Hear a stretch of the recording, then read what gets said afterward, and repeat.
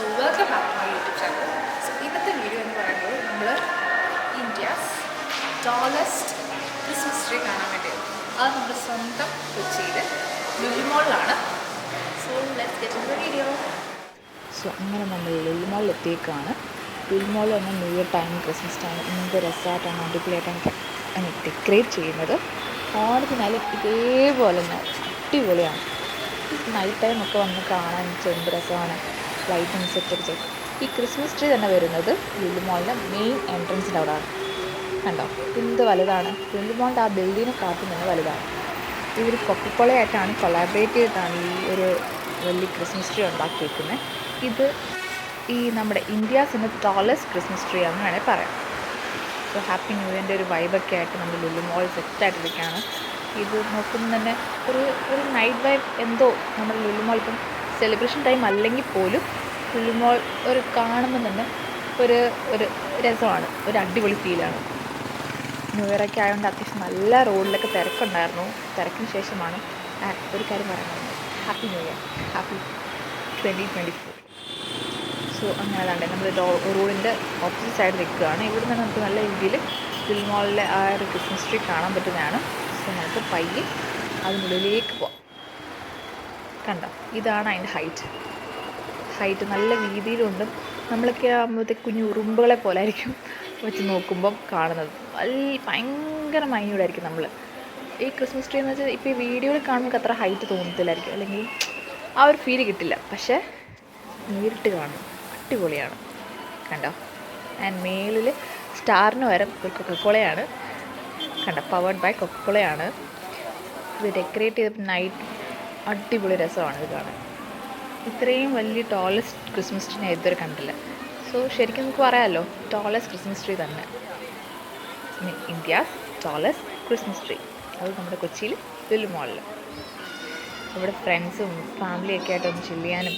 And ഇത് കുട്ടികൾക്ക് കാണുമ്പോൾ തന്നെ നോക്കിക്കേ, ഇവിടുത്തെ കാണാൻ ഒരുപാട് കുട്ടികളാണ് ഇത് കാണാൻ വേണ്ടിയിട്ട്. അല്ലെങ്കിൽ ഫാമിലീസ് ആയാലും ഒരുപാട് പേരും ഇത് കാണാൻ വേണ്ടി എത്തിക്കുവാണ്.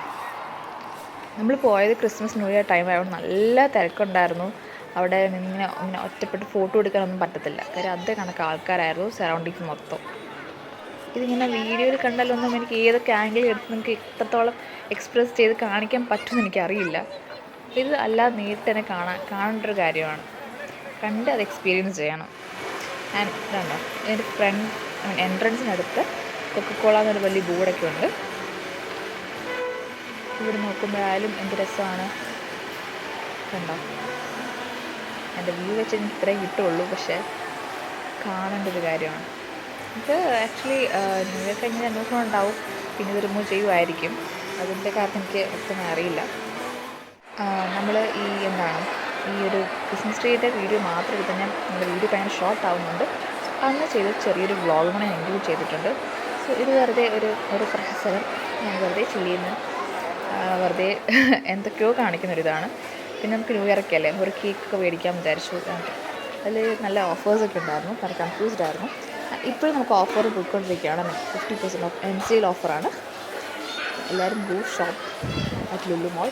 സോ നമുക്ക് നല്ല ഓഫറിലൊക്കെ ഒരുപാട് സാധനം വാങ്ങിക്കാം. വീട്ടിലേക്കായാലും അല്ലെങ്കിൽ ഫുഡ് ഐറ്റംസ് ആയാലും എന്താണെങ്കിലും.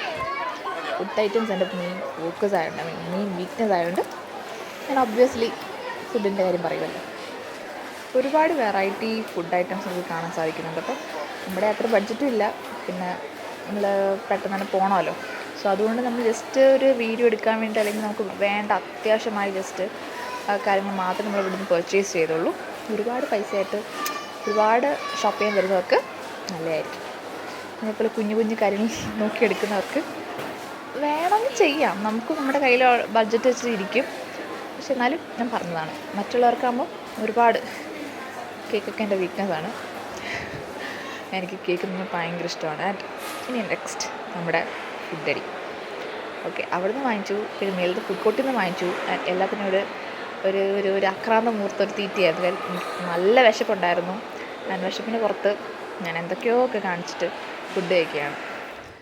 So I hope you like this video. For video ഇഷ്ടപ്പെട്ടെങ്കിൽ do like, share and subscribe. So see you in the next video. Bye.